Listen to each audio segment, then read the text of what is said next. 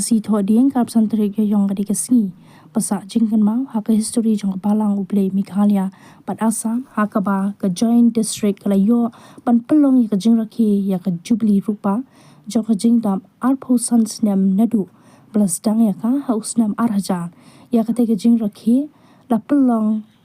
ha ka Balang Blei ha mau yong lup sentiu new nongsynshar kum kadang jong ka jing pensa jingkan mau ya kate ka jing rakhi la Plie yo umat sa jingkan mau du pastor HD Hoojon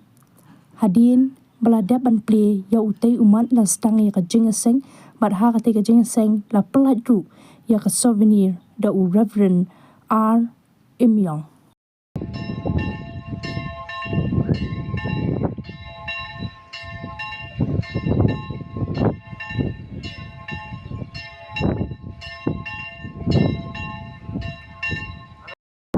Kiba dan ringkat akan bersih naduh kinam kitkam ipas zon district nyotali district jaga Jingdap jongka san Snem dengan yang akan dikepor ban Plie ban ot yang ni ribon ya ribon jong ni mot saatnya kan mau yang ke joint district ini umot ulong kajing saatnya kan khlieh Assam kajing rakhi ya kajing dap arp san Snem arhanar Snem arhajar arp san ka joint district nongsynshar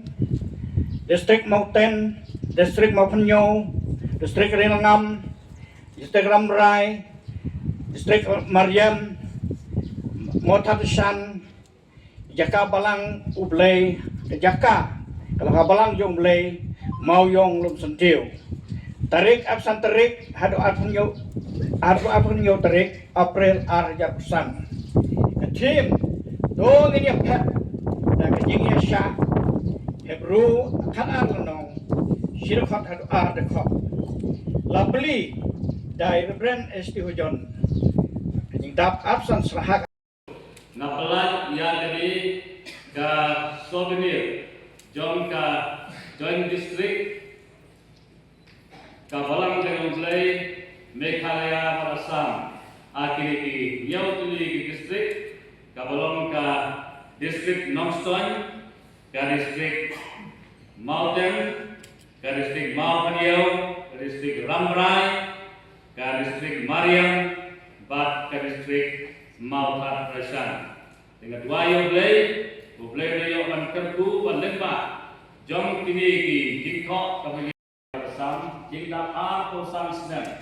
souvenir Jubilee silver Jubilee celebration arhajar harusan